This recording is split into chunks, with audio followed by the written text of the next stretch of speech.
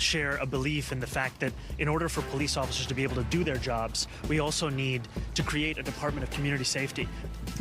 Breaking news, Jessica Tisch accepts Zoran Mamdani's offer to stay as New York Police Commissioner. Welcome to the Noon. I'm Natasha Verma in for Bianca Peters. Commissioner Tisch says she's agreed to serve in Mayor-elect Zoran Mamdani's administration. Let's get right to Fox 5's Morgan Mackay in Battery Park, where the two just held a news conference a short time ago. And Morgan, you were able to talk to Mamdani about this. Hey, Natasha. Yeah, this was a big appointment announcement that we have been waiting for. Mayor-elect Zoran Mamdani said he wanted NYPD Commissioner Jessica Tisch to stay on the job even before he was elected. Now today, Tisch officially accepting this job offer this morning. But the two have very different ideas when it comes to policy and policing. For example, Mamdani supports bail reform, while Tisch thinks there should be changes to target repeat offenders. There's also still a lot of questions on how Mamdani's new Department of Community Safety that he wants to create would interact with the NYPD, and if Tisch would still report directly to the mayor. There's also been a slight uptick in the number of officers who put in their resignation papers last month, and some law enforcement experts have warned that this number could rise depending on some of these proposed policy changes that could impact overtime and police oversight. Tisch and Mamdani went together to the Fallen Heroes Memorial here in Lower Manhattan, which honors members of the NYPD who died in the line of duty. They spoke just briefly to reporters. Appreciate the moments I just shared with Commissioner Tisch and a number of officers here with us to pay our respects to NYPD officers who lost their lives in the line of duty, and to learn a little bit more about the names that so many New Yorkers have come to know, the heroism, and the families that they've also left behind. You two have very different policy positions. Are you worried at all that there is going to be an uptick of police officers resigning? And what are you going to do to help alleviate some concerns about potential future policy? Yeah, so right now we're here to visit the memorial and honor the legacy of service that so many of our officers have left. And I'm sure there will be plenty of time to discuss all of that. But I really want to leave politics out of today's discussion. So still a lot of questions, Natasha. Hopefully we'll get them all answered soon. Reporting live, I'm Morgan Mackay. Natasha, back to you. All right, Morgan, thank you so much. Well, the family of fallen officer Didarul Islam joins local lawmakers today announcing new legislation aimed at supporting police recruits. The bill, called Didarul Islam Police Recruitment Act, would give a pension boost to officers who start their careers in other NYPD roles or city agencies. Officer Islam was killed in the July 2025 mass shooting on Park Avenue. And before joining the NYPD, he served 2 years as a school safety agent and often encouraged others to follow that same path.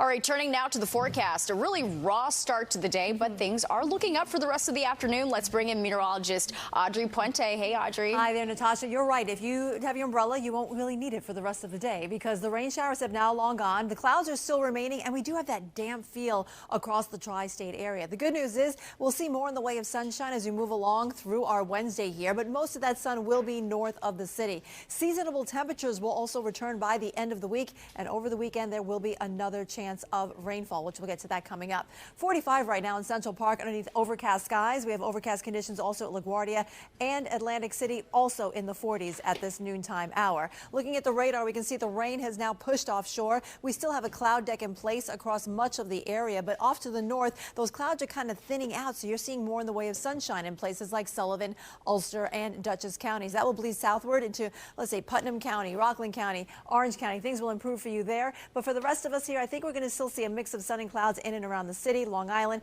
and New Jersey may get socked in with more cloud cover across central and southern parts of the state here as we move along through the afternoon. But tonight, we should go mostly clear across much of the area. Temperatures will drop through the 40s, some 30s in the suburbs, and we won't need the umbrellas until Friday night. I'll have details on that coming up. Natasha? All right, that sounds good, Audrey. Thank you. Well, it is sentencing day for the driver in a deadly crash on Ocean Parkway that killed a mother and her 2 young children earlier this year. Miriam Yarami came face-to-face with the judge today, and Fox 5's Arthur Chien is live outside the courthouse in downtown Brooklyn with the latest on the sentencing. Arthur. Natasha, a lot just happened, and it just happened right now. This driver was sentenced to a minimum of 3 years for that crash that you talked about that took the life of a mother and her 2 daughters. And the core question here is as little as 3 years behind bars the right message to society that if a driver with the reckless record of this individual, is that justice, right? So let's show you video right now of what happened in the courtroom just minutes ago. The 33-year-old driver, Miriam Yerimi, spoke in front of the judge, expressing remorse for what happened back in March on Ocean Parkway when she was driving, according to the indictment, about 3 times the speed limit. And that stretch, she plowed into a car, sending it careening into the mother and her 3 children. Now, the 4-year-old boy is still alive, but he was hospitalized in critical condition and was in terrible shape for a really long time. But the mother and the 2 daughters, Diana and Deborah, were killed. Diana and Deborah were just 5 and 8 years old.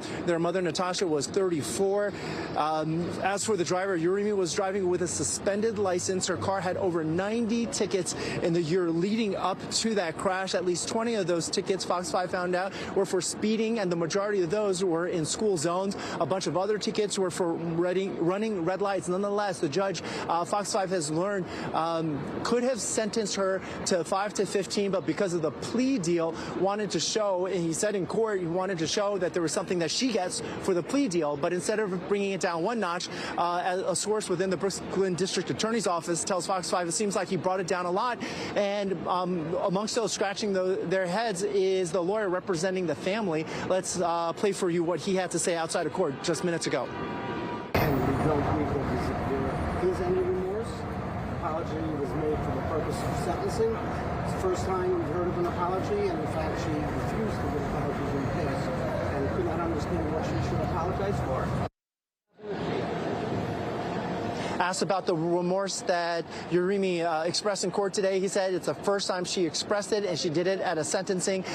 He said that he was very skeptical about it also because he said she's trying to hide her assets. Also, the lawyer for the victim's family says just the injuries to the 4-year-old alone should have garnered more than a 3-year sentence. We've got a lot more to cover on this today. We'll talk about it in our later newscast, but for now, we're live in downtown Brooklyn. Arthur Chiem, Fox 5 News. Natasha, back to you. Yeah, it's a big story. All right, Arthur, thank you so much. Also developing at noon, a vote is expected today on school bus contracts in the city. A temporary short-term agreement was reached last month, avoiding a strike that would have affected 150,000 students and 12,000 drivers, attendants, and mechanics. The union wants a 5-year contract extension. The panel for education policy, which reviews the education department's large contracts, is going to vote tonight on a 3-year extension.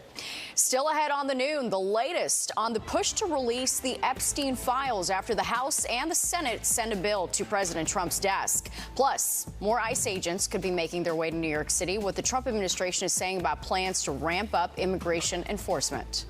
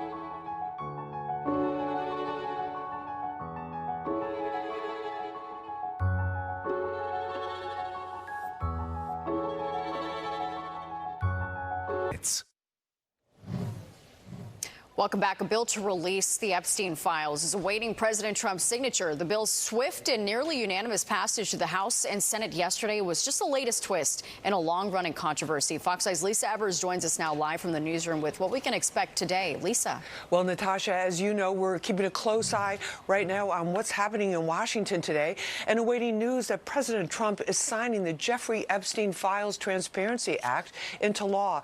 It's the closest we've come to learning what is in those files that have been the subject of a lot of speculation and have been kept secret for years.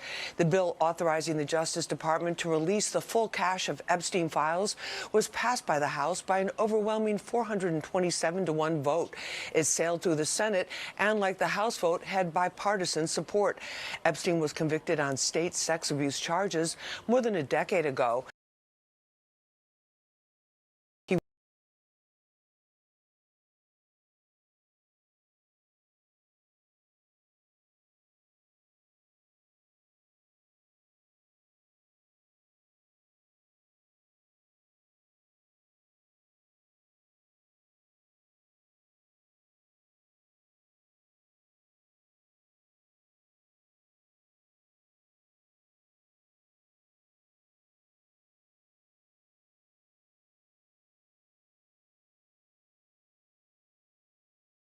A few moments ago, the Senate received the Epstein bill from the House. We're glad the House has sent us the bill, and this means it will get to the President's desk quickly. Now, the bill also mandates that the files be released within 30 days. That includes Epstein's 2019 death, which was ruled a suicide. President Trump has said he will sign the bill, which could happen as soon as today. We're monitoring this closely and will bring you any developments as soon as they occur. That's the latest from the newsroom. Natasha, back to you. All right, Lisa, thank you so much. And retail theft can be a major problem for small businesses. Next at noon, details on a state task force to crack down on shoplifters and how many stolen goods they've helped recover.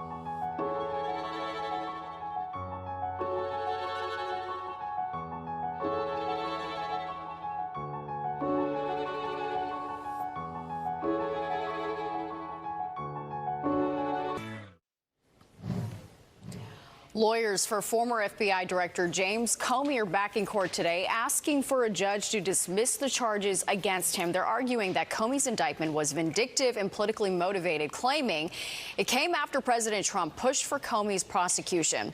Comey has pleaded not guilty to charges of making a false statement and obstructing Congress relating to testimony that he gave back in 2020. Earlier this week, a federal judge said he was deeply concerned about the integrity of the case. More ICE agents could soon be making their way to New York City. On Fox News, Border Czar Tom Homan says ramped up enforcement is expected before Mayor-elect Zoran Mamdani takes office. Homan clarified that immigration officers are already operating in New York City, but said he plans to ramp up efforts, specifically pointing to New York's sanctuary city laws. The news comes just weeks before Mamdani is set to be sworn in, replacing Eric Adams, who had been an ally of Homan and the Trump administration. If the mayor of New York City wants to come and talk about making the streets safer, open up for discussion. I'm willing to meet with anybody. President Trump's willing to meet with anybody. So we welcome any conversation. But if they don't want to assist, they want to keep, pushing back and impeding our efforts, then we're going to just send more teams there. We're going to flood the zone.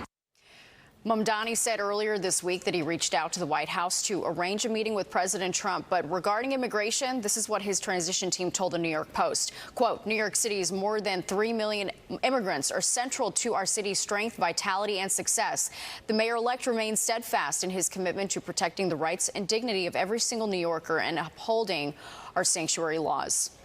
Governor Hochul says the state has been successful in cracking down on retail theft. We all remember these images of brazen robberies. These crimes surged after the pandemic, and as a result, the New York State Police organized retail theft task force was formed.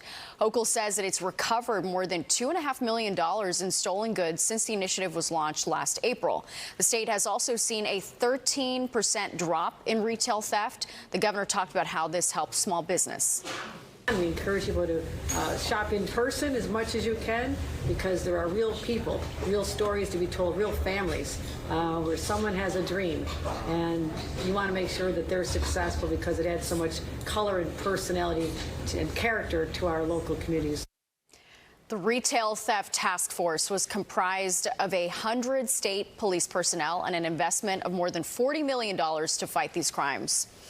Well, a rally at City Hall for a bill that some lawmakers say would fix the city's short-term rental laws. The new law would give New York homeowners the flexibility to share their homes while preserving the city's long-term housing supply. The rally comes just one day before the New York City Council's Committee on Housing and Buildings will hold a hearing on the bill. All right, let's turn to the weather. A live look outside. Cold and rainy, but good news is on the horizon. Audrey joins us now. And Audrey, it sounds like for the most part the rain is now behind us. It is, and we just saw from that shot of the Brooklyn Bridge that we're already seeing the sun coming through the clouds. Love to see that. Yeah, when you go outdoors for lunchtime, beyond Natasha, we will see more in the way of sunshine in and around the city, and definitely places off to the north here. Temperatures are a little chilly though. 45 degrees in Central Park right now. It's 47 in Islip, 44 in East Hampton. Off to the north, we have 43 in Poughkeepsie. It's 41 in Monticello and 44 over in Sussex, New Jersey. Wind speed's not that bad. A little breezy in Central Park right now, but overall the winds will be light as we move along through our Wednesday here. Now, rainfall amounts weren't that impressive. It was mainly a light rain that came through. We had about 1/4 of an inch on average in areas from the city on southward. If you were in the Hudson Valley, you definitely skipped it all. We just have some cloud cover there, but now we're seeing more in the way of sunshine in Monticello, Poughkeepsie, and Sussex, which didn't see any rainfall in the rain bucket. All right, look at the shower activity right now. We can see it's now moved offshore. A couple of isolated showers being found in and around Trenton and Philadelphia at the moment.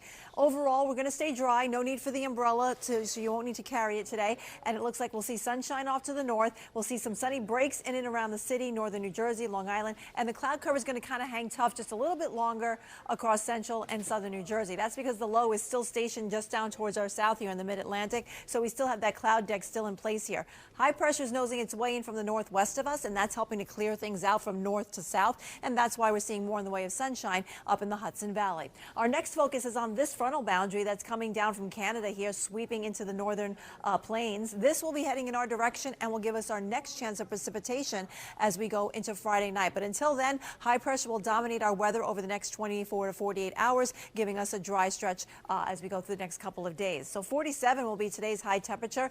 I said mostly cloudy, but I'm going to go with a mixed sky. We'll see more sun to the north, more clouds to the south. And then tonight, it'll be partly cloudy with a low of about 36 in the city. Light wind winds, and lows will be in the 20s in some of the suburbs, so it's going to be chilly overnight. Tomorrow, we'll have more in the way of sunshine across most of the area. The temperature will respond nicely, close to 50. We'll probably hit 50 across interior New Jersey, and then we'll be in the 50s for Friday in the city with a high of 54 expected. We'll stay dry for most of Friday. The rain is going to be delayed until the evening. That's when we'll see showers rolling in. So if you have Friday night plans, they could be a little bit dampened with some of that rain coming through, and the rain will stay until early on Saturday morning. It will clear out by midday. Saturday afternoon will be just fine, and Sunday looks to be great. Plenty of sunshine, a high of 51, and we'll take that nice weather right into Monday. Natasha, over to you. All right, looks good, Audrey. Thank you. And next at noon, it's the #1 killer of Americans. We're talking about heart disease. And now a new online tool can help you calculate your risk decades into the future.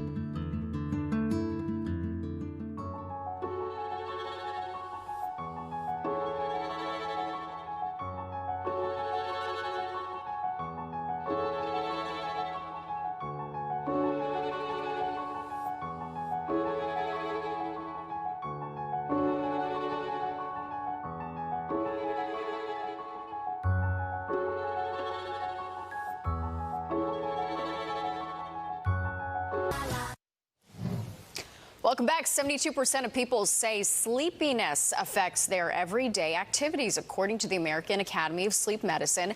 60% saying being tired has hurt their mood. 53% say it affected their stress or anxiety levels. And 42% report issues with work productivity. Health experts say daytime sleepiness could trigger medical issues, sleep disorders, and mental health conditions.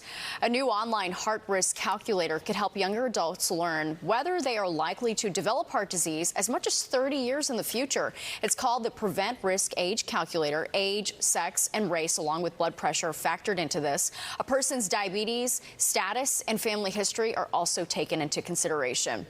The lower the percentage, the lower your chances of developing heart disease in the next 10 years. But these kinds of calculators are only helpful if you haven't had a heart event yet. And researchers are looking at just how dangerous smoking cigarettes really can be. A study from Johns Hopkins University examined the smoking habits of over 300,000 adults, and it found that men and women who smoke as little as 2 cigarettes a day had a 60% increased risk of death compared to people who don't smoke. The study also found cigarette smokers had a 50% higher risk of heart disease. Lawmakers on Capitol Hill question medical professionals about the risk and benefits of using AI chatbots. The hearing comes as Congress ramps up its oversight of the technology after several parents filed lawsuits blaming the chatbots for pushing their kids into sexual conversations and even suicide. One psychiatrist explained how AI chatbots are designed to keep users engaged. 5 out of 6 AI companions use manipulative tactics like guilt or emotional pressure to keep people in the conversation when they try to end it. Technology is designed for and used specifically in healthcare must meet federal standards designed to protect patients' privacy, but general purpose tools like AI chatbots are not. Well, TikTok will soon allow users to limit the amount of AI-generated content that they see on their feed. The social media platform says it's testing out a setting that would let users request less AI content to appear on their feed. The feature will be available in the coming weeks in the app's Manage Topics section. TikTok says that it's also working on how it labels AI-generated content and that it has created a $2 million educational fund for experts to make content about responsible AI. And popular gaming platform Roblox is setting up new rules after a string of lawsuits claiming the site endangers children. Roblox announced it will begin verifying users' ages using either a government ID or face age estimation. Once verified, players will be placed into specific age groups starting from under the age of 9 to 21 and older. For kids under 9, the chat feature will automatically be turned off unless a parent opts in. Roblox is also adding a trusted connections feature for family members of different ages to communicate safely on the platform. The changes are expected to roll out in the U.S. in early January. And next at noon, can letting ChatGPT pick out your numbers actually increase your odds of winning the lotto? It's worked for at least 2 recent winners. We're diving into whether it's really worth trying or just a lucky coincidence. And we'll give you a preview of the Bronx Zoo's Holiday Lights Festival, which opens Friday night.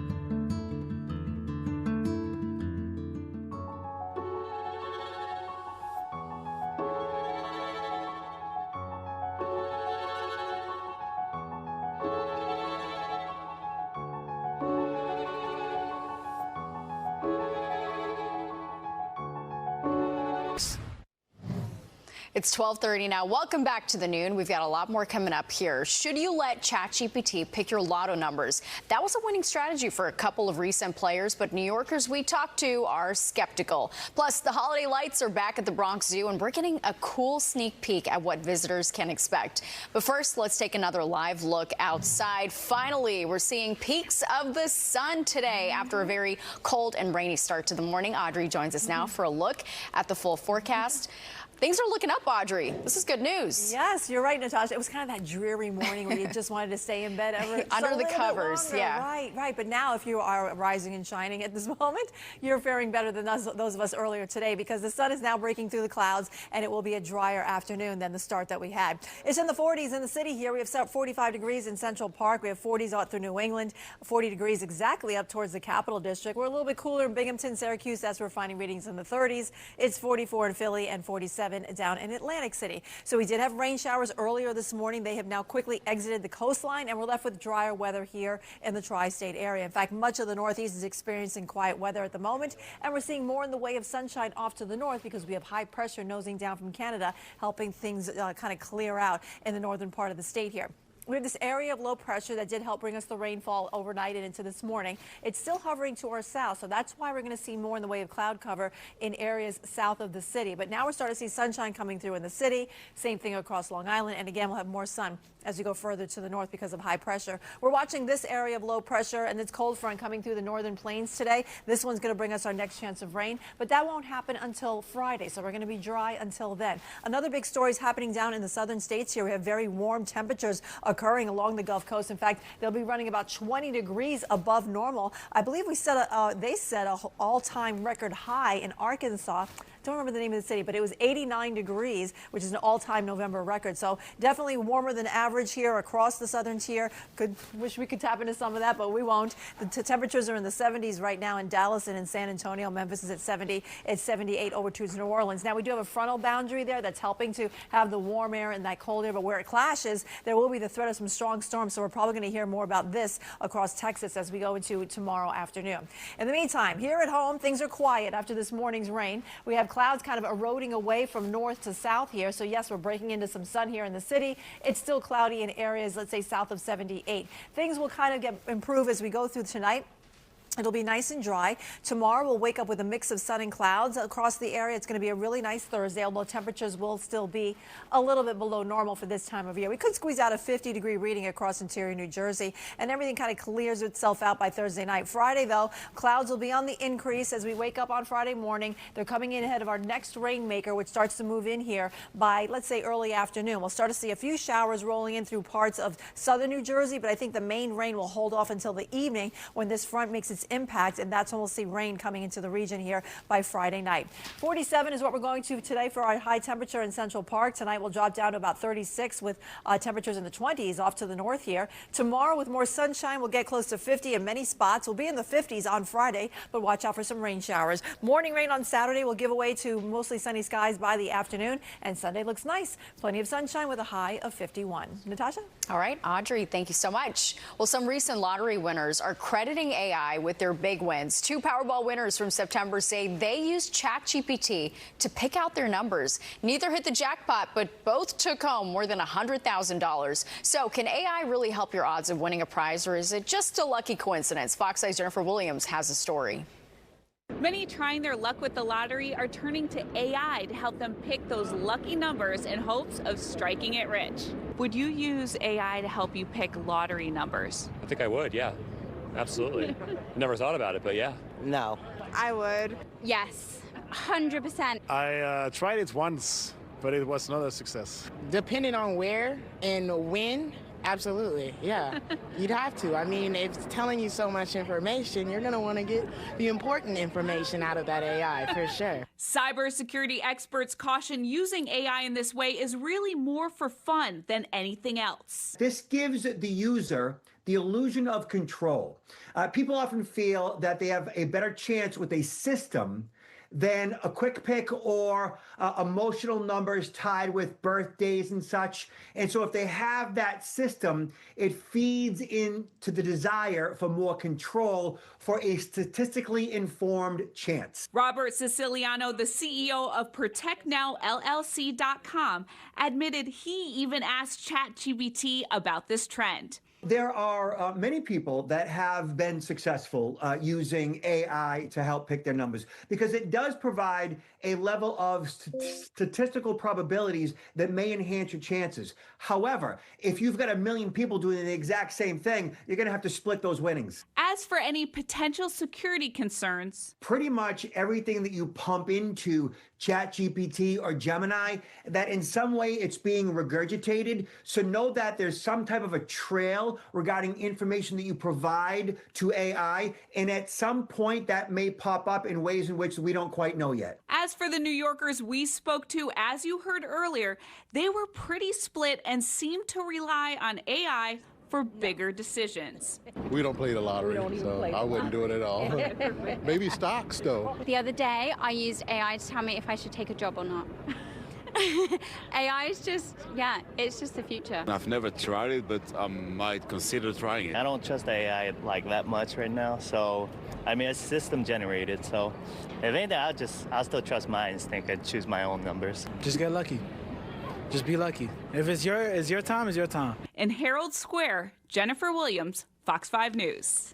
I'd try it out. All right, next at noon, a new superstar cast member is paying off for a Broadway hit.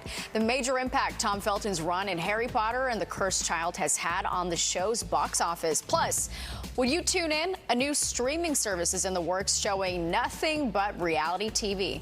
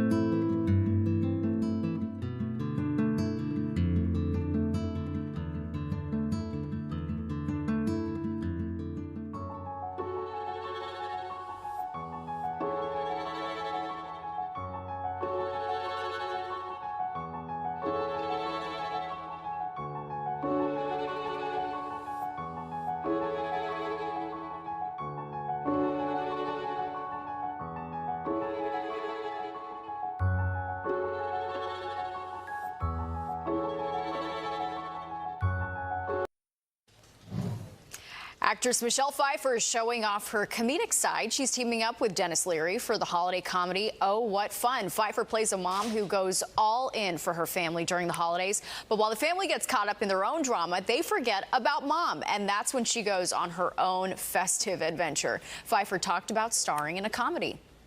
I never think I'm very funny. I get a little daunted by comedy. I remember saying to Michael Showalter, "You better make me funny." Oh, What Fun streams on Prime Video December 3rd.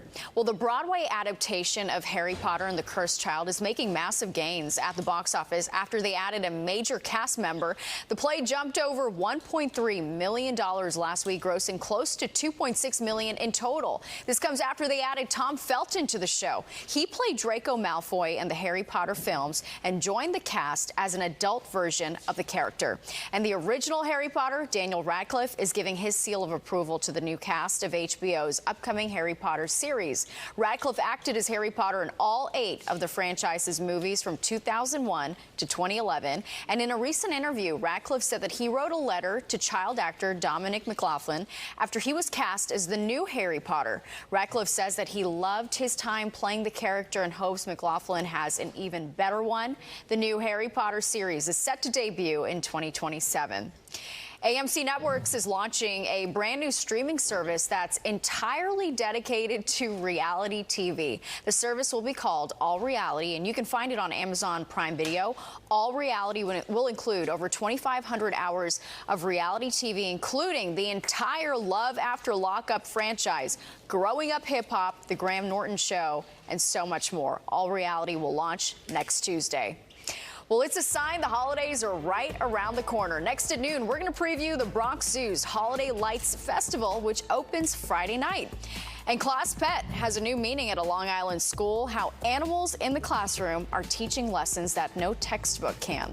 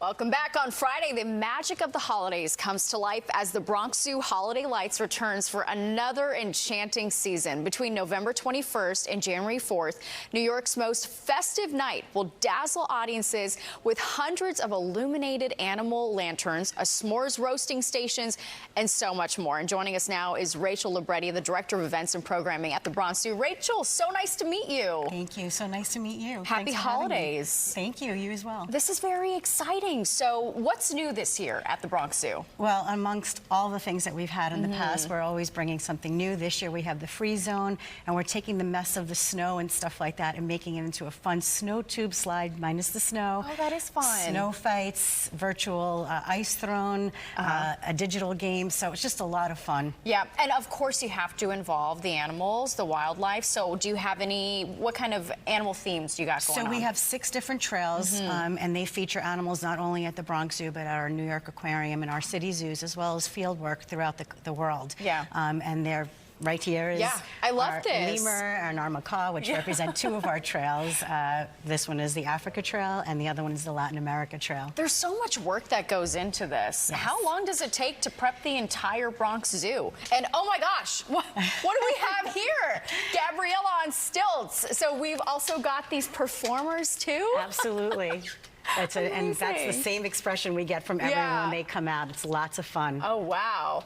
You obviously can't be afraid of heights all the way up there. Oh, no. No way, no way. So you've got these performers and everyone else out there. So how long does it take for you to put this all together at the Bronx Zoo? It takes months and months, but we really have like a crunch time of 2.5 weeks after we finish our Boo at the Zoo program, and then we go right into the holidays. Okay, so you also brought us this incredible spread of food and drinks. That's got to be the other big highlight at the Bronx Zoo. So what did you bring us? So we've got brownies and Rice Krispie treats, and we have, of course, our famous hot cocoa and churros. Oh, I gotta try the hot cocoa. You have to. Oh, so good. It is. It's very tempting every night when you're working not to, indulge in these things, but our guests love it. So good. Delicious. Okay, you've got churros, too. Churros. Okay, so fun, so good.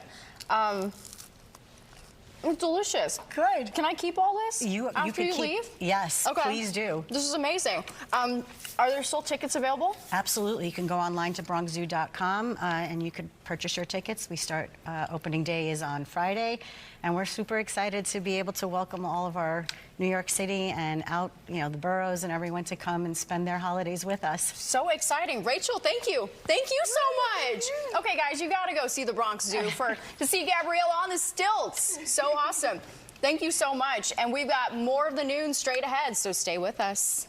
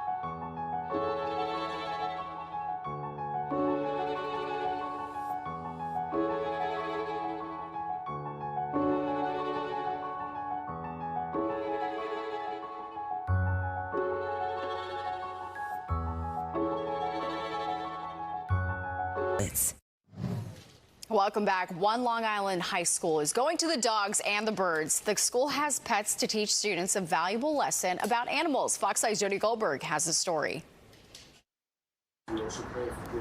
At Kellenberg Memorial, teacher's pet takes on a whole new meaning. We have a phrase here at school, atmosphere educates. And that atmosphere includes a few unexpected classmates. There's brother Kenneth's puppy Magnus, a Samoyed that makes the principal's office a place kids want to be. We have 4 dogs that live here, so we call them the boarders. And then there are the day visitors, Riggs, who spends his days with the guidance director. Quiet down, please. And Lily, who learns history right alongside the students. They're not mascots, they're part of the mission. From koi ponds to parrots, snakes to turtles. The private Catholic school believes caring for creatures teaches lessons no textbook can. As advanced as the academics are and as much we want them to develop their minds, there's a education of the heart that I think is very essential for their well-being and their whole development. Step outside and you'll find peacocks and peahens proudly parading through the courtyard. It's unusual, but it works. Everybody loves it. It's a wonderful thing. It's a different kind of job description for the maintenance team. They take care of not just classrooms and fields, but the school's feathered, furry, and fin friends, too. They look for food, they look for water, make sure I clean the cages. I enjoy it. You say hello? And around here, lessons go both ways. Students learn a lot from the animals.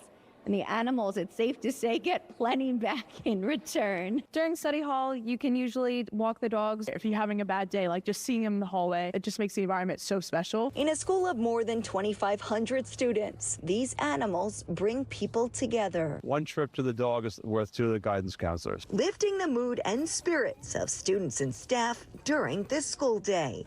In Uniondale, Long Island, Jody Goldberg, Fox 5 News. And next at noon, Bloomingdale's is getting ready to unveil its famous holiday window display tonight. Details on the luxury brand the store is partnering with as they get ready to light up Lexington Avenue. Plus, a record-breaking sale for a stunning work of art. How much this painting went for at auction last night.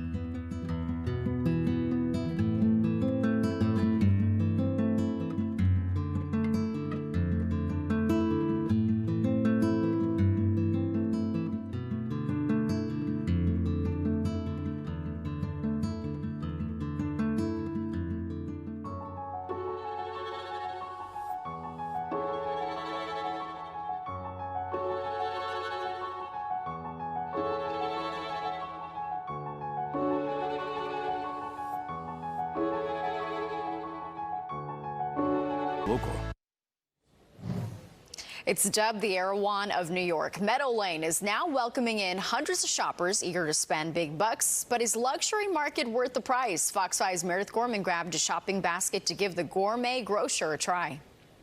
New York City's most highly anticipated grocery store just opened in Tribeca. People have been waiting in long lines to get into this gourmet grocer called Meadow Lane. It's a prepared food market. Like, it has a vast offering between coffee, matcha, we'll have smoothies, pastries, we'll have breakfast items, prepared food, juices, produce, CPG products, and flowers. Sammy documented the entire journey of building the store on TikTok, posting every step of the process and growing a large following along the way. So it's no surprise many of the shoppers who have come in during these first few days discovered Meadow Lane through social media. I found him on TikTok when I was still living in LA. I thought it was interesting. He got a lot of hate because of how long it took, but I think it's like creative genius marketing, and it's been a flawless execution. I actually live in the area, so I passed by it a few times and then it started coming up on my social media, and we don't have anything like this in the area, so very excited to be here. You're giving away free stuff, you know, just amazing service and food. The $15 chicken nuggets, which are gluten-free, have been selling out fast. The chicken salad, cacio e pepe mac and cheese, and several other prepared dishes have been big hits too. Demand has been so high that the store has had to limit its hours during opening week. And with lines wrapping around the block, some people are wondering why shoppers are so eager. There's probably a couple principles in psychology. Most common is the scarcity principle, where if something is seen as, you know, really superior and scarce, like you might not be able to get it, then you want it that much more. And if you are planning to stop by Meadow Lane and get your hands on one of these viral prepared food dishes, it is suggested that you get here early because some of those popular dishes fly off the shelves pretty quickly. Reporting from Tribeca, I'm Meredith Gorman, Fox 5 News. All right, if you're looking to get into the holiday spirit, the windows at Bloomingdale's are coming to life tonight. Bloomies is partnering with Burberry for this year's holiday windows. The windows will be decorated with a big Burberry scarf, all lit up. Singer Ray is set to perform. Santa Land will also be opening tonight, and it'll all be unveiled at 6:30 p.m. The 2025 White House Christmas tree officially starts its journey to Washington, D.C. The 25-foot fir was cut down and loaded onto a trailer at the Corson's Tree Farms in Sidney Township, Michigan on Tuesday. The farm won a national contest to supply the tree that'll be on display in the Blue Room. It was the farm's 6th time competing in the contest. The tree is expected to reach the White House on Monday. Let's get a final check of the forecast with Audrey. Hey, Audrey. Hi there, Bianca. I'm keep saying Bianca. Natasha. I think it's habit, right? Yes, of course. She's always here at noon. But nice to see you here with us today. We do have some clouds in place still, but the rain from earlier this morning is now long gone. You've seen more in the way of sunshine in areas to the north, so good for you. But we'll get some of that here in the city, which we're already seeing a mixed sky, and eventually across Long Island, too. So the clouds will sort of erode away from north to south here. You're going to stay pretty cloudy, though, in areas south of 78. High pressure is coming in from the north, so that's going to help erode away some of that cloud cover in areas to the north here. Now, tomorrow, I think we'll have a mix of sun and clouds throughout the entire tri-state area, so more in the way of sunshine for a lot of folks on Thursday, and we'll stay dry for another day. In fact, we're going to stay dry through mostly until Friday night. That will be our next chance of precipitation. As we start off on Friday, though, the clouds will be moving back in here, so it will be a cloudy day. We should stay dry for the most part. The exception will be southern New Jersey, where we could get a quick passing shower in the afternoon, but in the evening is when this front will make its approach, and that will help develop more shower activity across the area late Friday night, and that will linger into the overnight hours and into the first part of your Saturday. But the weekend will be pretty decent overall. 47 is what we're going for this afternoon's high temperature. We should see peaks of sun, and then tonight we'll drop down to 36 in the city. We'll be in the 20s off towards Poughkeepsie, Monticello, and Sussex. Now tomorrow, with more sunshine, we'll close in on 50 degrees in quite a few spots. We'll be in the 50s on Friday. Watch out for rain on Friday night, and it will stay here until Saturday morning. By midday, we'll dry out. The sun will come through, giving us a really nice afternoon, and Sunday looks to be really nice too. Plenty of sunshine with a high of 51. It stays dry through Monday. Tuesday, we'll see our next chance of rain in the tri-state. Natasha, over to you. Audrey, thanks so much. So that's our show. Before we go, here's one last thing we want to leave you with. A painting by Austrian painter Gustav Klimt sold for $236 million at a Sotheby's auction in New York last night. And the sale broke the record for most expensive work of art sold at the auction house. The painting, known as Portrait of Elizabeth Laguerre, is one of the only pieces of art from Klimt to survive World War II. Meanwhile, a fully functional solid gold toilet sold for more than $12.1 million, made by the same artist known for taping a banana to a wall. Remember that? This piece is called America and is meant to be satirical. It's a message towards the ultra-rich. All right, we will see you tomorrow. 25 words or less is next. And if you want more news, tune into the Fox Local app streaming right now. Thanks for joining us.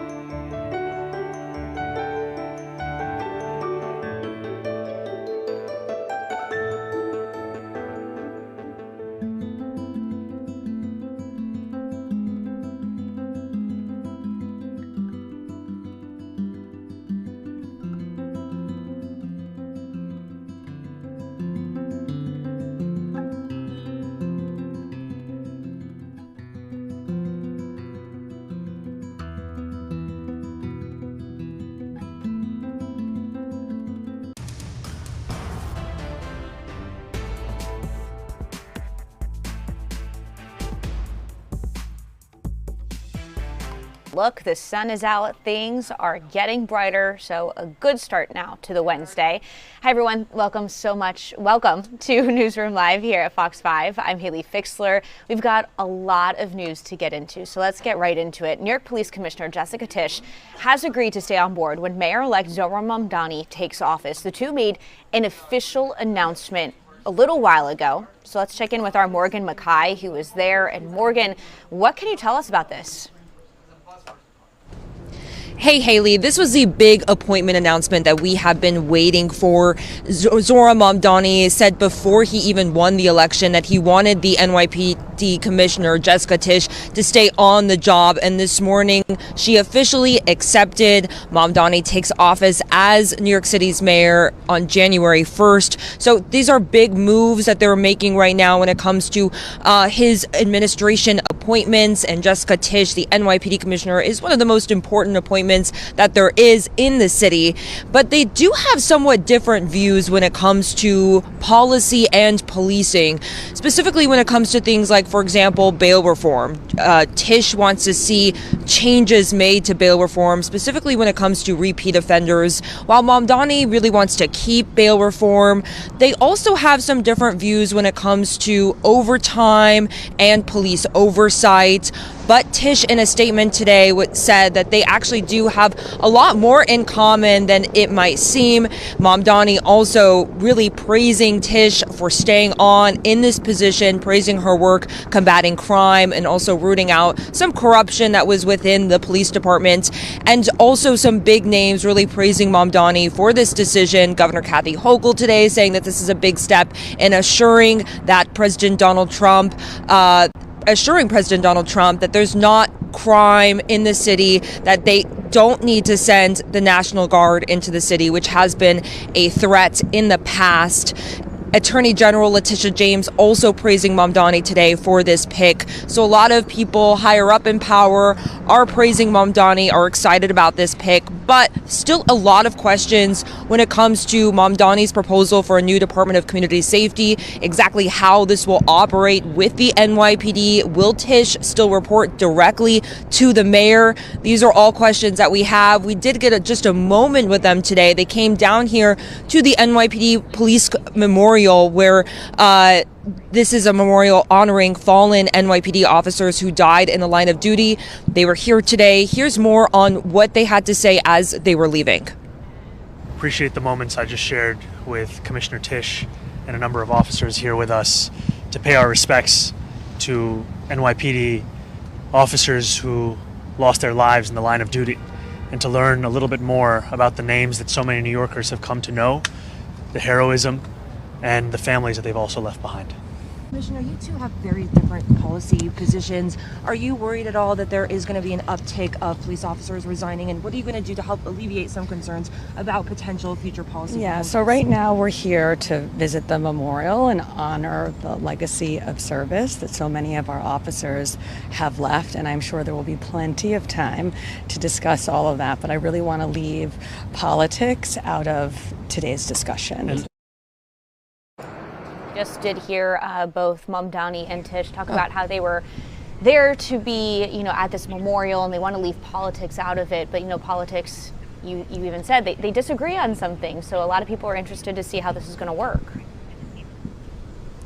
Exactly. And one of our questions to Mamdani as he was leaving was about exactly what this role of the Department of Community Safety, what exactly some of these people will be doing. There's still so many questions. There is just right now a proposal for this Department of Community Safety, but the how it will operate, how exactly the breakdown will exist. For example, will it be part of the NYPD? Will it be an umbrella over the NYPD? These are still questions that we have. Now, we did ask Mamdani as he was leaving just about one proposal that had been tossed around in the past that he had spoken about and has gotten a little traction online on social media about whether or not he wants to see the Department of Community Safety, these mental health workers that will be part of this department, if he wants to see them responding to domestic violence calls. And he's making it clear today that that is not a proposal that he is wanting to see right now, and he more wants these mental health professionals to be focusing on mental health calls,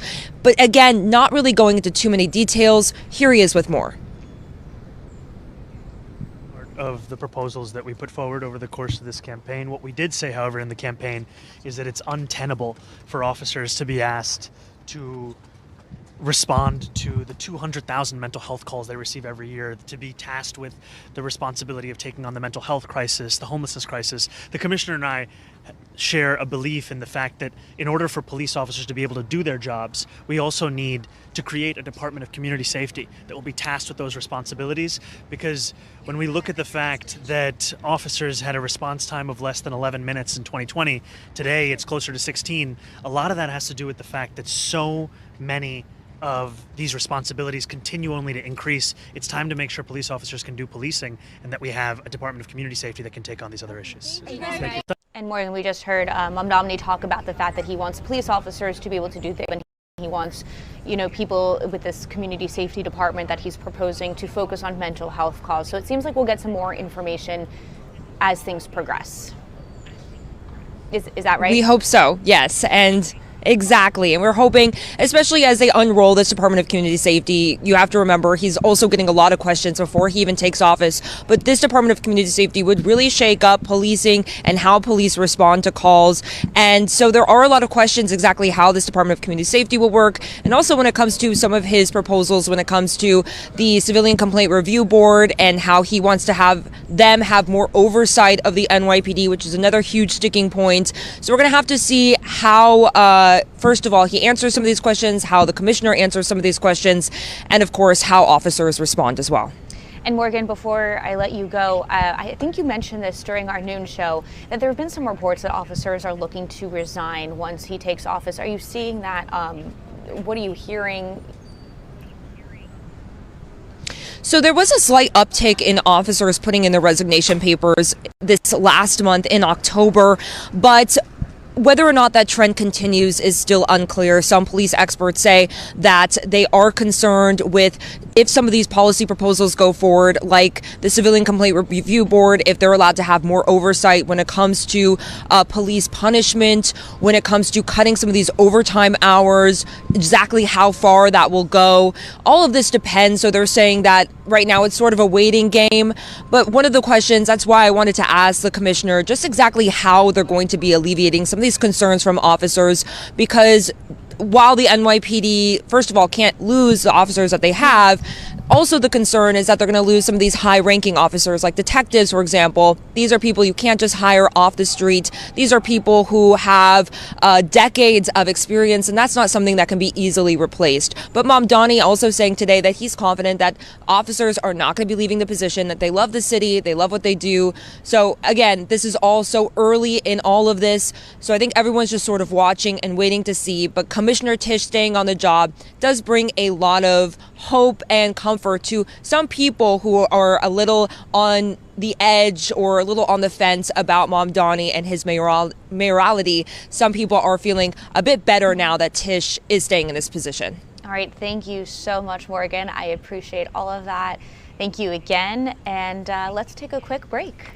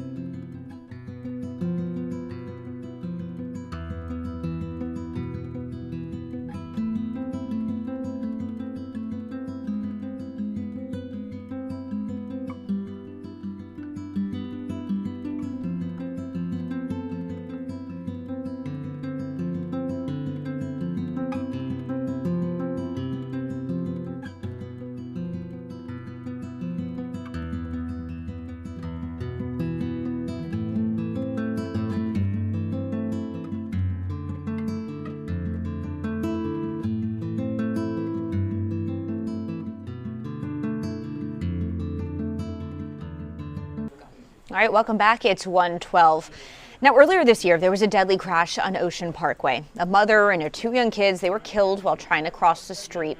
The mother's then 4-year-old son, he survived the crash after spending some time in the hospital. But as the investigation progressed, we really learned that the driver was driving with a suspended license and was facing a whole slew of charges. And today, she was sentenced. Arthur Chien is live outside of the courthouse in Brooklyn right now. And Arthur, this court appearance comes after a really controversial plea deal. This does, Haley. It is a sentencing, so more than a court appearance. She was sentenced to 3 to 9 years behind bars. And the heart of this is, that's the news, but the question being asked is whether or not that sends a clear message to society that this is something that's not tolerated on our streets, considering a mother is dead.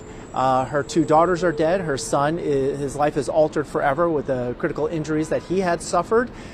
For the driver who caused this to be serving as little as 3 years behind bars is what has garnered a lot of attention with the sentencing. But let's just go straight to what happened in court about an hour ago when the driver, Miriam Urimi, spoke for about a minute, expressing remorse, saying having to live with this in and of itself is something that's that's enough of a sentence.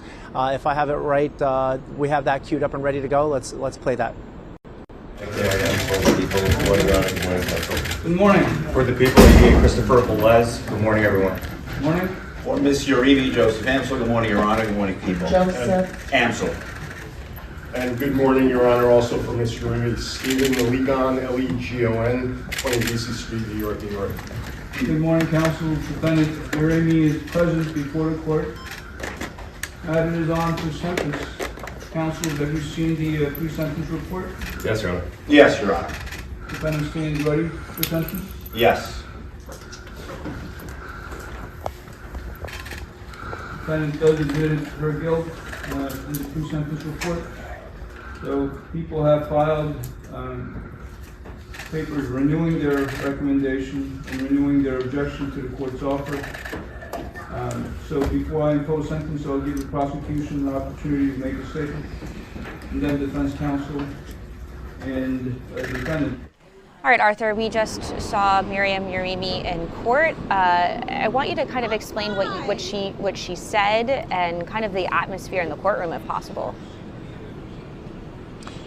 Well, she read from a prepared statement. It was the first time, according to the victim's family, that she expressed any remorse. They noted the timing of it. It was on the day where she received in what they perceived to be a very lenient sentence. Now, here's what's interesting, Haley. There was a max. The time served, what she was looking at was 5 to 15 years.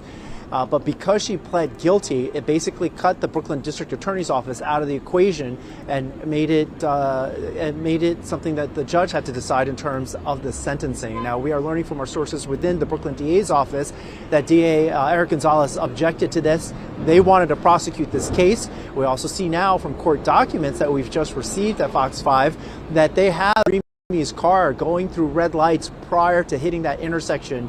She was fully booking it, as we say here in New York. Also from court documents, it shows that she was going more than 65 miles an hour at that intersection, where, as we all know, the speed limit in the city is 25 miles per hour. It's almost tripled the speed limit.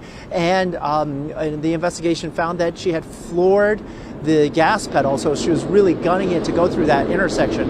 There are just reams of, there's so much evidence that indicates reckless driving, and you mentioned the suspended license, driving with a suspended license.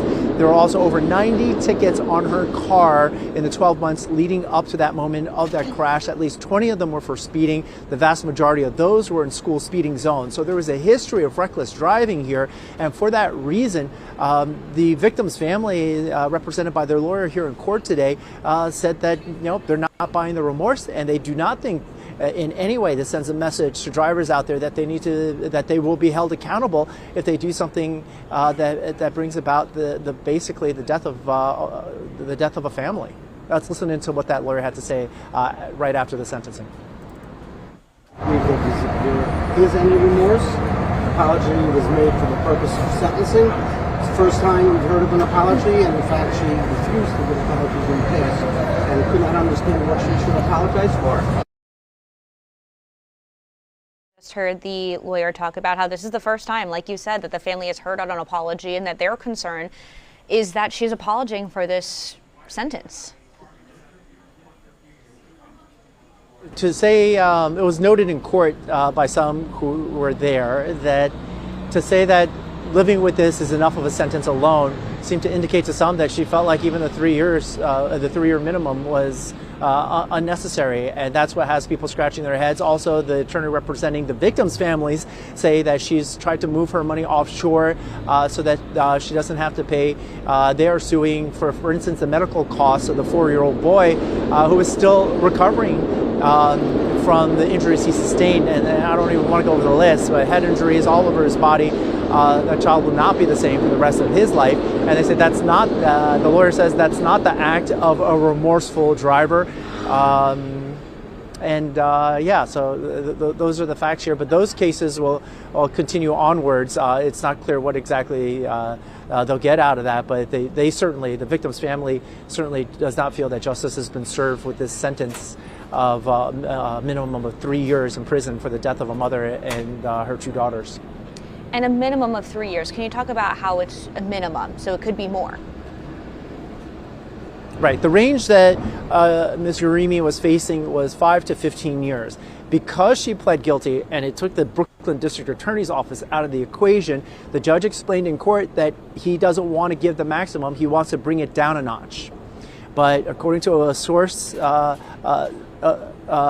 Fox 5 has dealt with in the past, he says, well, the judge went down a few notches. The judge could have done 4 to 12 years, for instance, but he went down even further to 3 to 9 years.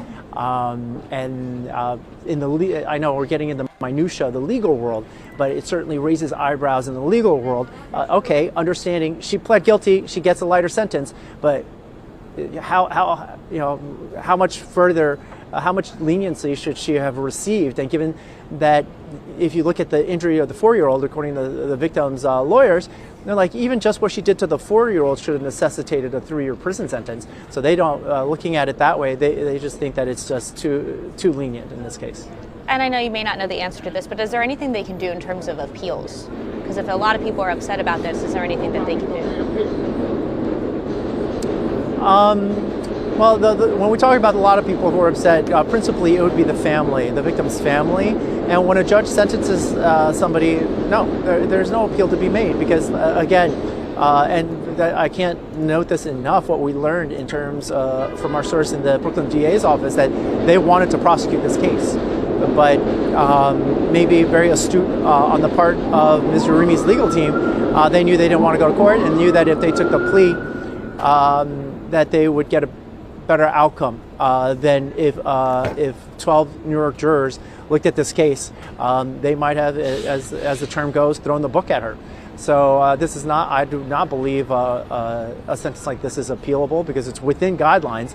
He just went, the judge just went down further on the chart than some legal minds that we talked to think he should have. All right, thank you so much, Arthur. I appreciate it. And let's take a quick break before we get a check of the weather.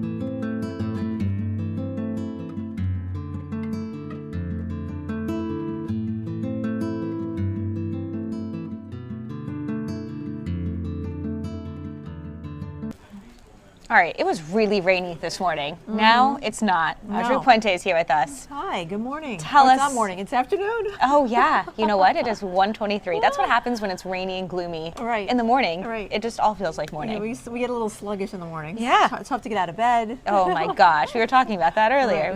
No one wanted to get out of bed this morning. That's true. And if you did have to get out, you needed your umbrella, but now you don't need it for the rest of the day. Done. I didn't even bring mine today, but I timed it. Oh, see, perfectly. I brought mine. Well, you did need it this morning, so yes. If you timed it, you got out just in, it kind of was over around 8 o'clock in the city, 8:39, and so now we're seeing sunny breaks with the clouds, which is great. You don't need your umbrella probably until Friday. Friday in the evening is when we're expecting our next chance of rain. So looking at the futurecast, we can see mixed sky over the next couple of days. On Friday, we have another storm system coming our way, so that's going to help ignite a few showers. But today, it's going to be chilly, mostly in the 40s. Tonight, we'll drop back into the 30s, in the 20s off to the north, mostly clear. Actually, partly cloudy. We'll call it partly cloudy overnight. And then tomorrow, I think we'll see more in the way of sunshine. That will help some of us get to 50 degrees tomorrow, so that will be nice. Wow. That's Thursday. Okay, here we go. This is Thursday. All right, I thought more of us, on that map it doesn't show, but I think more of us will get to 50 tomorrow. You know what, 49. I'm just saying the 49 is close enough to 50. I know, we're just creeping up that thermometer because temperatures have been below normal all week. And we'll be in the 50s by the end of the week. There we go on Friday, 54. That's actually a normal high for this time of year. Unfortunately, it's going to come with some rain. But the daytime hours are just fine, Haley. Friday, no problem. It's not until the evening, where if you have Friday night plans, you definitely need an umbrella. Rain lasts until Saturday morning, but Saturday afternoon, evening should be fine. Most of the weekend will be fine. It's just Saturday morning. Although I know some folks have like games and football things. Yeah, Saturday morning is like prime time there. Laundry. I guess for me, I don't have any plans Saturday morning, so that's all I can have. It's your lazy stay in bed morning, so you like the rain. Exactly. I don't mind it. So after that, it turns nice for the weekend, though. We'll have plenty of sunshine. Winds are light, not like the beginning of the week when it was like a tropical storm coming through. So windy. Right? Do you have a terrace or anything like that? I do have a patio with a little balcony area. Did you bring everything in? No. Oh my gosh, you're one of those people. It's so dangerous. Yeah, you got to bring it in. Anchor it down, bring it in. Yeah. No, you don't have to do it for today. That's I know. Now I'm like, do I need to go home right now? No, you're fine for the rest of the week. But those things can be projectiles. I'm just saying. Lesson learned, guys. Yes. You learn things on the news. And yeah, so weather patterns really quiet. I know a lot of folks have already been like nudging me for Thanksgiving. Yes. So we're watching, it's a little too early to tell because the models are conflicting. There is a storm system that's brewing for next week. Right now in the forecast, I have rain for Tuesday, which I know a lot of folks travel on Tuesday because they like to beat the rush on Wednesday. Is it in the morning or at night? All day Tuesday. Like heavy? As someone who's leaving Tuesday. Leaving on Tuesday? Okay, are you flying or driving? Driving. Yeah, well, listen, subject to change, okay? Right? Because right now the models are conflicting, our weather models, and one of them has the storm coming in faster, one coming in slower. I put it in for Tuesday right now. It could bleed into Wednesday. You could be fine, but Wednesday would be horrible for a lot of folks that are flying and driving. But we are anticipating something between Tuesday and Wednesday. So, but is it heavy? Is it just a right now? It looks to be rain. It's not going to be a blizzard. Let's put it that way. Okay. Right now, it's a rain event. It's a rain event.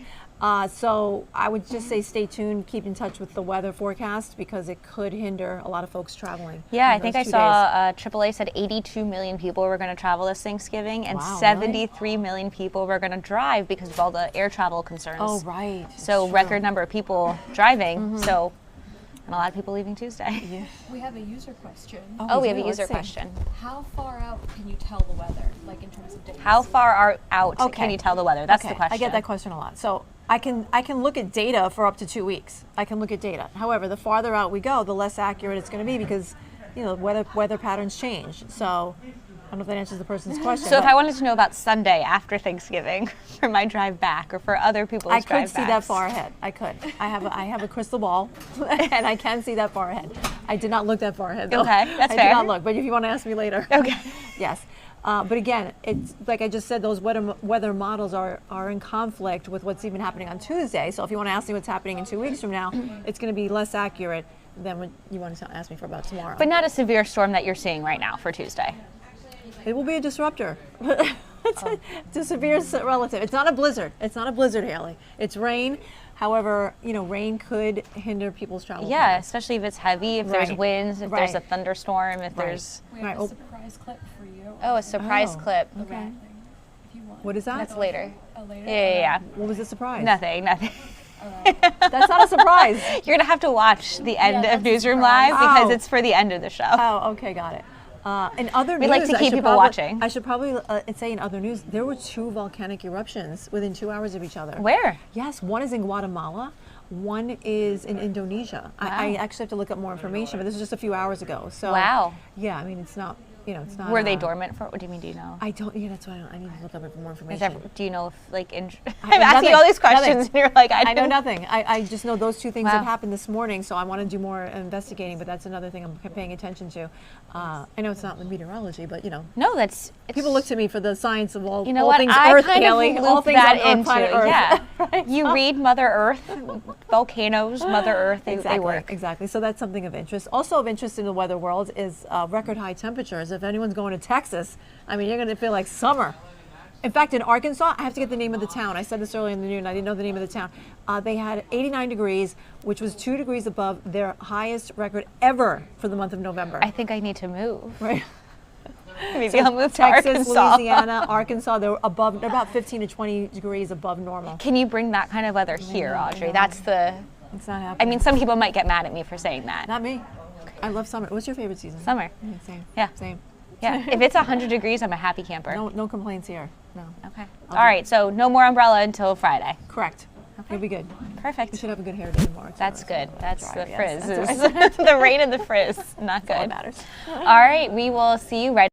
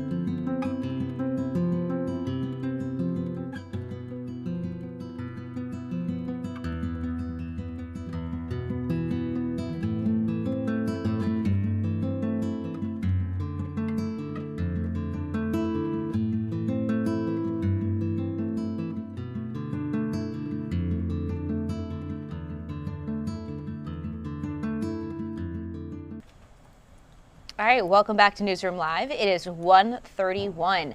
And right now, a lot of people watching and waiting for President Trump to sign a bill that would release the Epstein files. That bill passed unanimously in both the House and the Senate yesterday. Lisa Evers is here. She's going to talk all things, these files, this bill. Well, Haley, as you know, this has been something that the survivors of sexual abuse by Jeffrey Epstein have been fighting for years. They've been very vocal about it. It's really ramped up this past year, the demand to release these files with Jeffrey Epstein. Now, he was convicted in 2008 on state charges in the state of Florida, and at the time he died in 2019, he was a detainee at the Metropolitan Correctional Center in Lower Manhattan. It's now closed. He died, the Bureau of Prisons said he died, by suicide, by his own hand.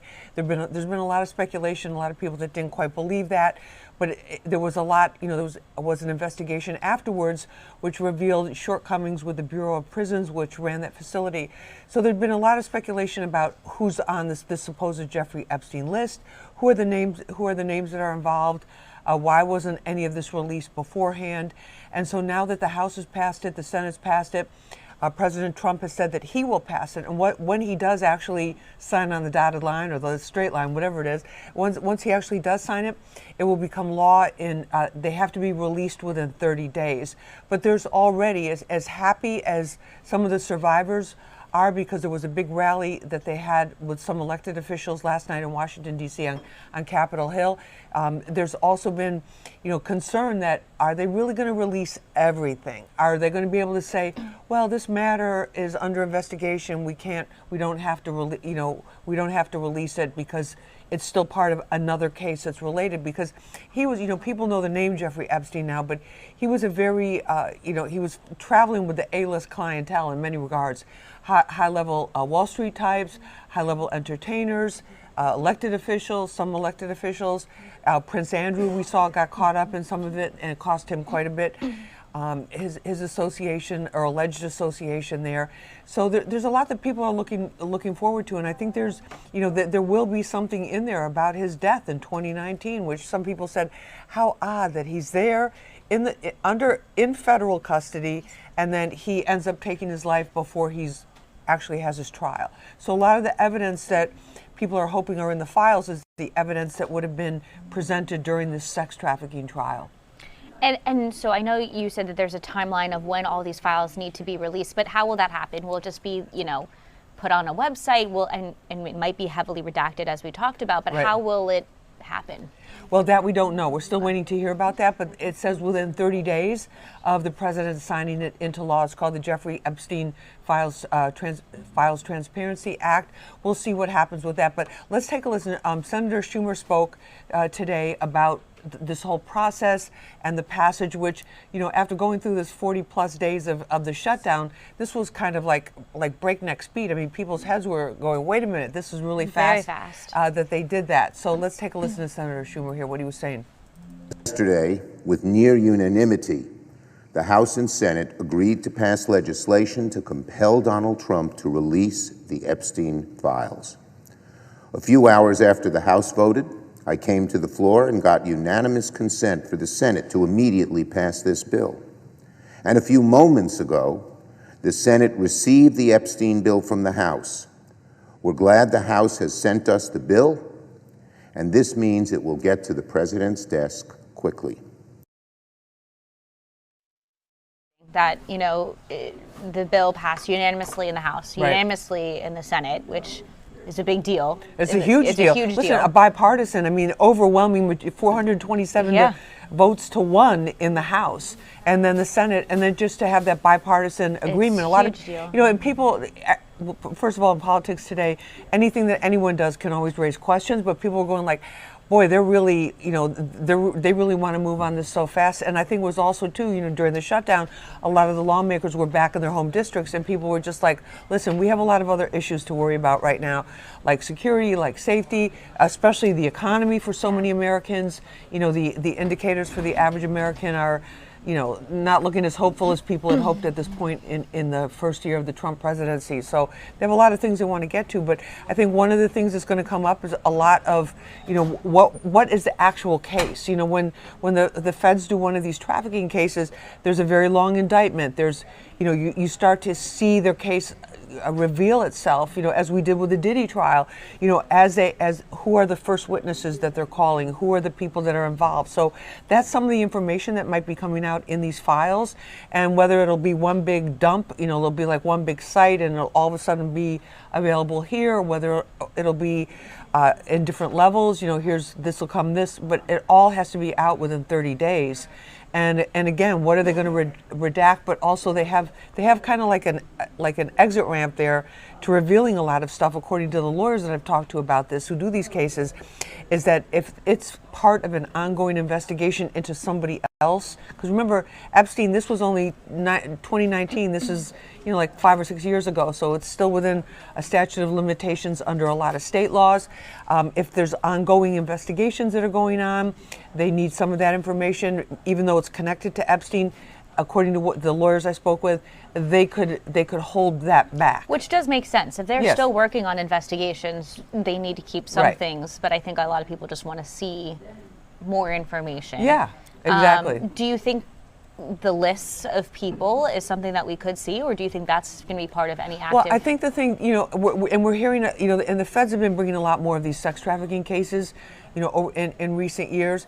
But I think the one thing about this that really, first of all, the courage of these survivors, who many of whom were underage girls, like young teen girls, at the time when they said they were lured in, they were, promised jobs, they thought they were working, or they thought it was a social event or that type of thing, and then they were they claimed they were sexually abused.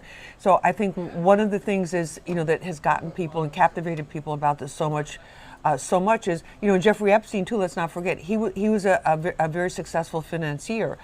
At least in the early part of his career, running with a Wall Street crowd. So it's the idea that these very powerful men could actually be flying these underage girls to islands and to parties and to all of these other things, which was so incredibly disturbing.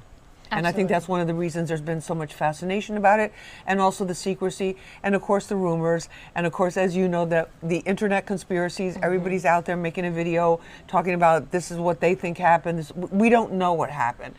And we know what the survivors say they experienced and went through, but he was not convicted of sex trafficking. He was convicted of sex abuse in Florida related to a prostitution, eventually on a prostitution charge. So there's just a lot of questions about it, and hopefully it'll put it to, this will put some of it to rest, especially for the survivors, and who were very brave and speaking out all throughout this. So we have to give them a lot of credit too for keeping the pressure on. Absolutely. All right. So within 30 days, we will get at least some of the information. Something of the president signing. Supposedly all of it that they're able to release at that time. I'm sure that's going to be, we're going to hear language to that effect. Oh, for sure, because as we just discussed, things are going to be redacted if there's ongoing investigations. And Trump has said that he will sign it. Yeah, he did. Yeah. So we're here in the newsroom monitoring it. We'll bring it to you as any developments occur, but we're watching very closely. We have a question. Oh, we have a... Who is in charge of redacting it? Who is in charge of redacting it? That is the question. I believe that would be the Justice Department. So you're talking about the attorney under the Attorney General, so that'd be Mamdani. Okay.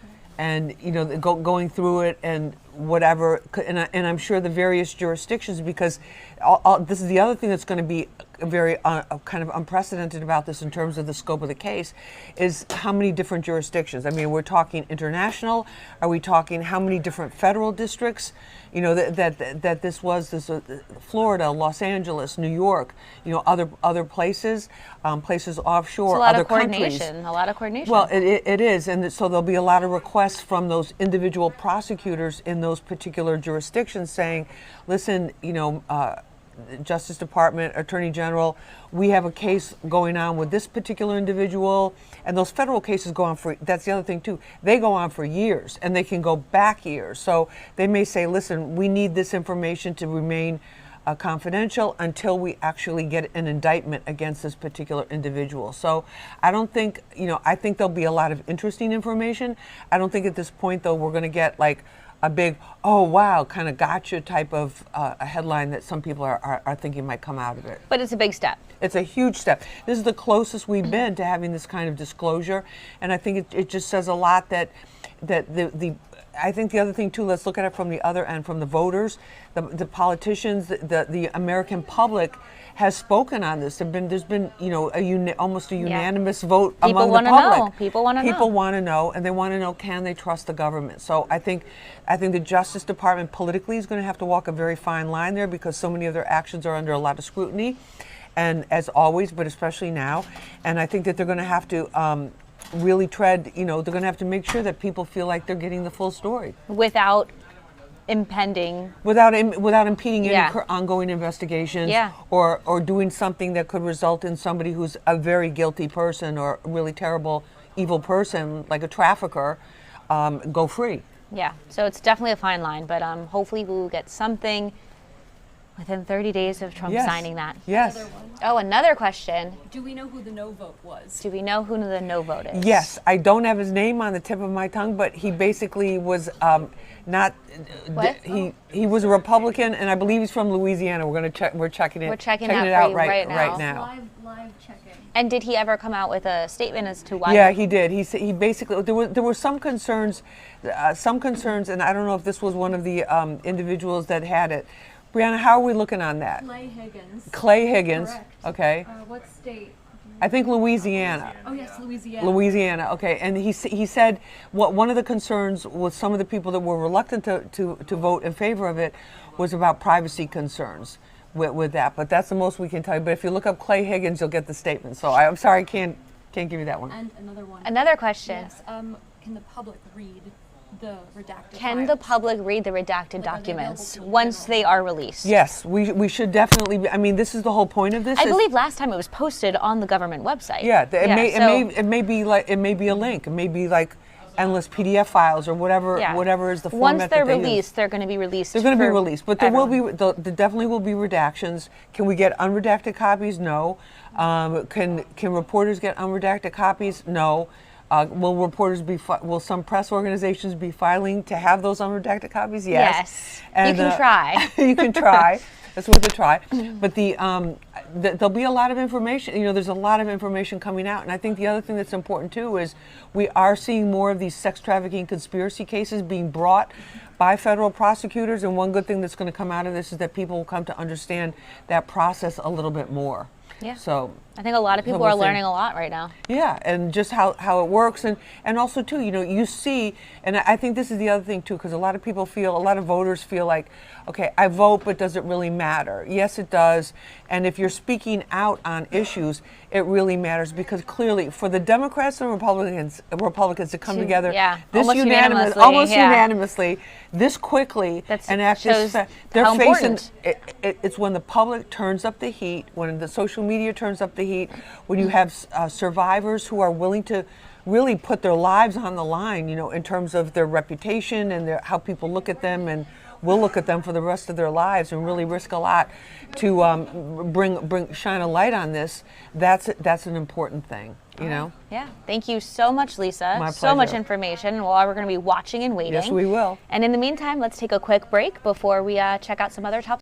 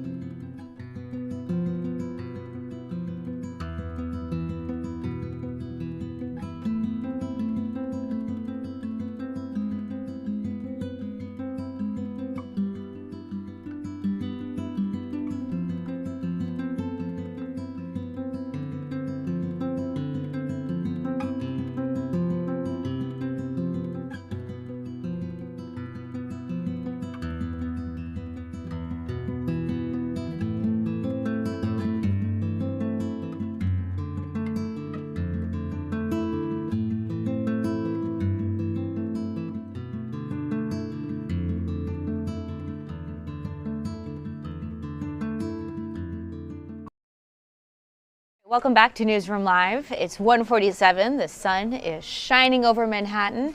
And let's just follow up to a viewer question that we had just a few minutes ago regarding the congressman who voted no to releasing the Epstein files. Representative Clay Higgins actually took to social media. We're reading his statement right now on X, and it says, "I've been principled no on this bill from the beginning.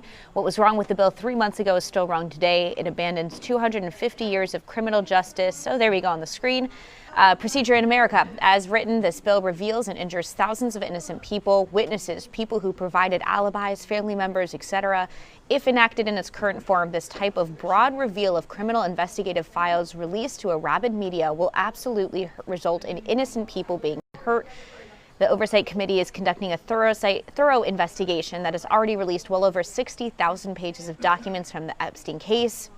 He goes on to say that the effort is going to it provides all due protections for innocent Americans, and if the Senate amends the bill to properly address the privacy of victims and other Americans who are named but not criminally implicated, then I will vote for that bill when it comes back to the House. So there you have it. That is why he says that he said no, but of course that bill did pass in both the House and the Senate and is now waiting for President Trump to sign. All right, other top stories today. After a lot of flight disruptions for the last few weeks because of that government shutdown, there is now a new bill in the works. This bill would ensure air traffic controllers would get paid during any future potential shutdown. So this bill also specifies there would be funds for operating expenses and other FAA programs in the event of another shutdown. And the hope with this bill is that if air traffic controllers and workers were getting paid during the shutdown, they wouldn't have called out of work. And that just made the existing shortage of air traffic controllers so much worse, and it caused a lot of problems. Earlier this week, there was restriction on flights that was put into place to really prevent safety hazards with a lack of controllers. That was lifted. Things did start to improve. But this is important to note. There have been a few other similar bills proposed since 2019. So we're just going to have to wait to see what happens with this bill. But this does seem to have some bipartisan support. All right, in other news, more ICE agents could be making their way into New York. So on Fox News, Border Czar Tom Homan, he said that there's going to be ramped up enforcement before Mayor-elect Mamdani takes office. Homan says that the immigration officers were already working here in New York, but he says that the plan is now to increase their efforts. This comes just weeks before Mamdani is sworn in and replaces Eric Adams. Take a listen to what Homan has to say. If the mayor of New York City wants to come and talk about making the streets safer, open up for discussion. I'm willing to meet with anybody. President Trump's willing to meet with anybody. So we welcome any conversation. But if they don't want to assist, they want to keep pushing back and impeding our efforts, then we're going to just send more teams there. We're going to flood the zone. Today, quote, New York City is more than 3 million immigrants are central to our city's strength, vitality, and success. The mayor-elect remains steadfast in his commitment to protecting the rights and dignity of every single New Yorker and upholding our sanctuary laws. So a lot to watch out for in the next few weeks, and also what happens once Mamdani takes office officially. All right, also developing today, there's going to be a vote on school bus contracts here in the city. So last month, there was a temporary short-term agreement, and that deal prevented a strike, and that strike would have affected 150,000 students, 12,000 drivers, mechanics, and attendants. Now, here's the current situation. The unions won a 5-year contract extension, but the Panel for Education Policy, and that is the agency that reviews the education department's large contracts, they're going to vote tonight on a 3-year extension. Take a listen to what some parents tell us this morning. I think they should definitely vote in favor for an extension. Be helpful for to have bus service not interrupted. I mean, we want to keep our buses running. Certainly, we don't want any interruption in service. Kids need their education, right? That's number one. The buses to stay up and running. They want their kids to be able to get to school easily. So we're going to have to watch and wait to see what happens tonight. Again, the Panel for the Education Policy that reviews any large contract with the education department, they're going to vote tonight on a 3-year extension for these school bus contracts. All right, a lot we just threw at you, so let's take a quick break.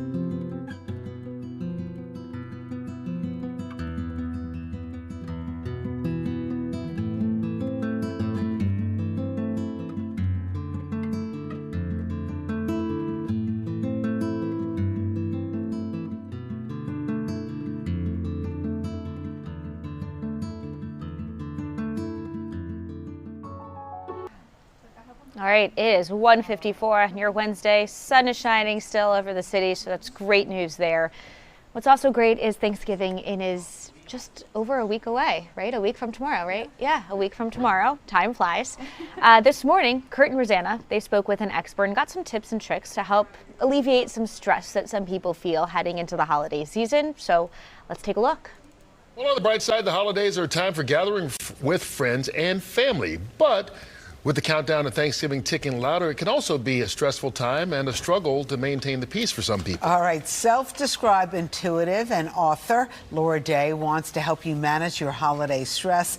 Her new book out is called The Prism, and she details how making simple changes can have a lasting impact on your mindset. Laura Day, nice to have you back on Good Day. Thank you for having me. All right, so I think a lot of people start anticipating what's going to happen around the Thanksgiving Day table. So can you anticipate how to pull yourself out of like a conversation that you know may take place? More than pull yourself out of it, you want to use it. I suggest you decide who is it you want to be in your life. Forget the holidays, in your life right now. Realize everybody is high emotion, and so stay in your role. Okay, in some of your advice you say stick with the script. Yes. What does that mean exactly? So if we're all growing, we're all deciding, like the first day of school, right? We're all deciding who we want to be this year. Who is that? Who emulates that for you? Study them. I wrote The Prism, other self-help books that tell you, oh, expect to be triggered, but stay in a role. We don't know from ourselves how to make change. We're a closed system. Look outside of yourself at people who've done it well, and then take everything as an opportunity. That motivates you to use things that would have been negative triggers as opportunities. Also engage compassion. What do they really want? You know, Uncle Jerry, who always says something nasty, like, oh, you looks nice, you put on a little. Yeah, right, exactly. What is he really trying to say? Uncle Jerry, thank you so much. What a lovely compliment. And you're looking good too. You know, turn it around, have fun with it. Yes. And it will create change for you for the rest of the year. Isn't that more important than one afternoon? True. Because the bottom line, have fun with it. You know what? You can't deny that those are words of wisdom. We have the full segment for you on our website. So if that interests you, you can go check it out. But I do want to show you something, and we teased it a little bit earlier in the show because I want you to see this. Two women in Queens, they were driving to LaGuardia Airport when, check it out. Let's take a look at this. You can my God! Oh my God! Oh my God! Ah! Oh literally climbed out of the car hood and onto the windscreen. They are rightfully so screaming because I would be screaming too. Oh my God! The rat is just taking a ride and just staying there. No! Do you think he paid? No! That would be funny. Oh my gosh. Oh, I'm just impressed they didn't crash into another car. Do you think he's a relative? Over there. Oh my God, if someone's doing it. Brianna just said, I think he's relative to Pizza Rat. Oh my God. Is this car rat? What are we calling it? Oh my God. Uber rat? Hopefully it'll oh my God. Out of there. Oh. Okay, there's cops. He's hanging on for dear life. Oh. Okay. I can't okay. stop. Oh no. I can honestly say I don't know what I would do. I wish you could just grab it and throw it. Okay. Okay. When you slow down, I don't know what I would do. Wow, he's on there for a while.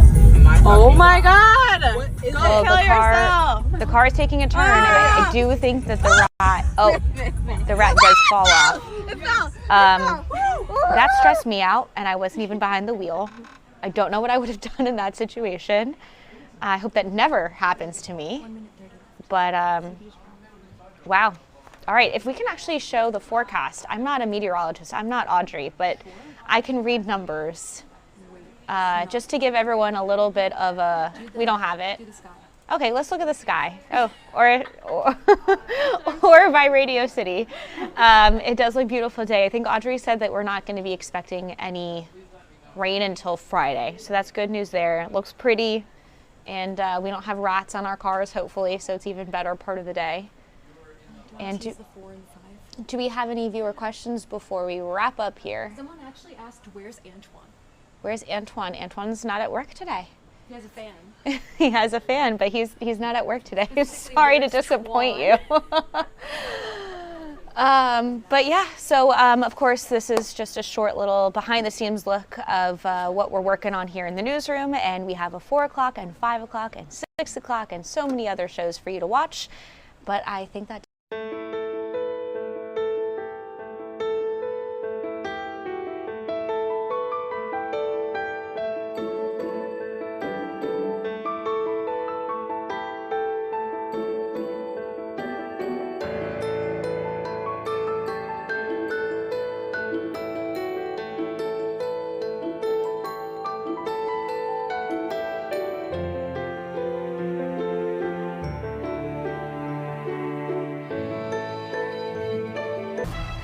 Thanks for watching Fox 5 New York. We're now joining live now from Fox.